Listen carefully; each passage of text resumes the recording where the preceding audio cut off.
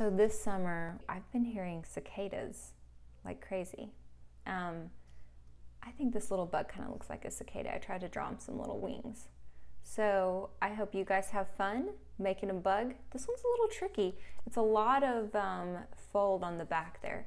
So you can do it though. I believe in you. Have fun. All right, guys, let's make a bug today. I know they're everywhere this summer. So go ahead and take one side of your origami paper, line it up like a diamond, and make your crease. Remember to make a really good crease.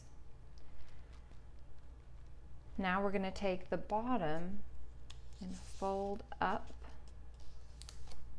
a little line. Looks like a hat now. Okay, so now we're going to turn it upside down, take half of that and fold it up.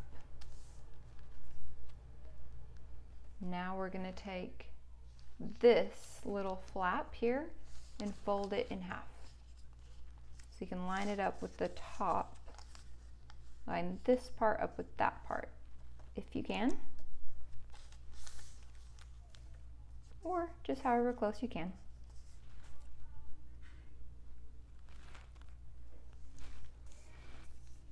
Now we're going to take the bottom and we're going to fold it up all the way till it reaches that line.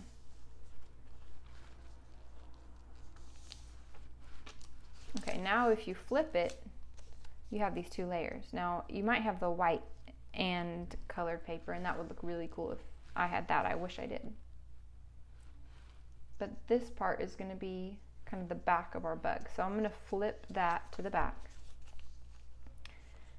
This is going to be his foot, and I want that to come over here.